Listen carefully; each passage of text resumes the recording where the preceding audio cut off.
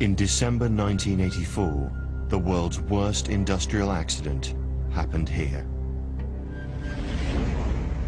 This factory released a chemical cloud that killed thousands of people in just a few terrifying hours.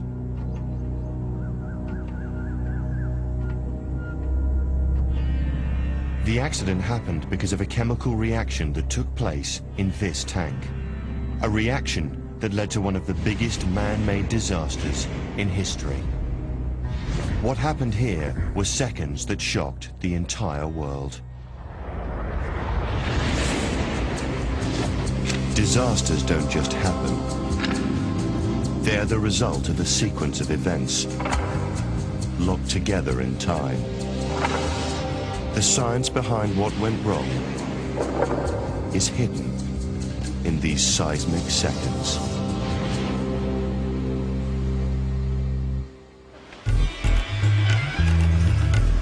The city of Bhopal lies on the edge of a large lake, almost exactly in the center of India.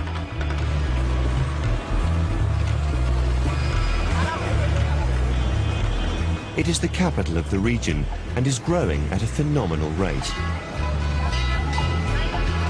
With a population of over 1.4 million, this is a busy, bustling and vibrant place.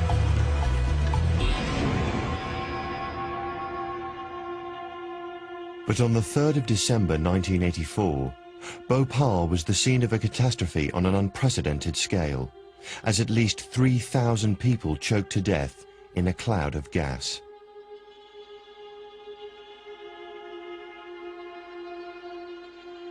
Many times that number survived that night, only to have their health and livelihoods wrecked, while compensation claims and legal battles continue to rage.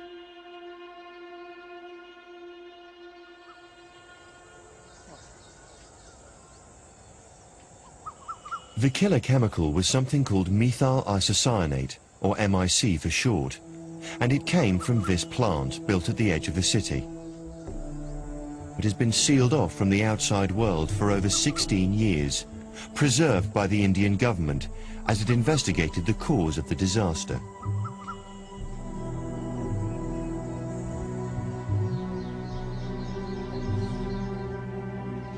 Perhaps the most chilling artifact here is the actual vessel from which the poison escaped, now dug up from its original underground location. The MIC was released due to an unforeseen and uncontrollable chemical reaction. To explain how it is thought to have happened, several workers at the factory agreed to revisit it for the first time since that terrible night in December 1984. I joined Union Carbide in 1971, where there was actually nothing anywhere. There were just a few small plants. By 1983, we had built this up into one of the most efficient and safe chemical complexes in India. But standards had been deteriorating for some time. And I was being shunted from department to department. I was in safety, then I was transferred to maintenance, at which point of time I decided to quit. In my leaving interview, I mentioned to the management that they're in for trouble if they don't pull up their socks. And that's exactly what happened a year later.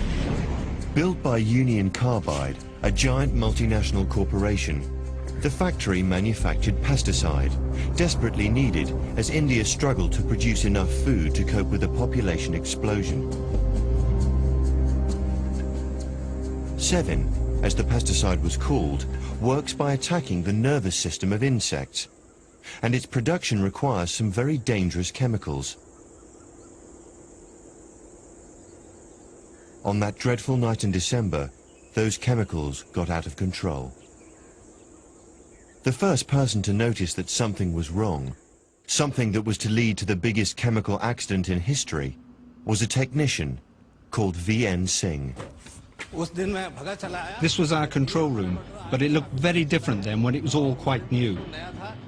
I ran over to the pressure gauge and it went right off the scale.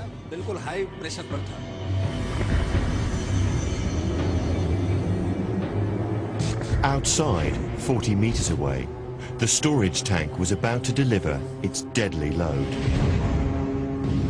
It was 15 minutes past midnight. The contents of this tank represent the triumph of profits over safety, To understand how this happened, we need to wind the clock back 4 hours. The events that led to the contamination of the tank are still disputed, but the findings of the Indian government point to a disaster that started at approximately 8:15 that December evening, when a plant worker began some routine maintenance. He connected a water hose to part of the plant's maze of pipework. Keeping the system clean was vital, as contaminants could easily be formed during processing. Dirt was supposed to flush out of the system through drainage nozzles, a process that would sometimes take hours.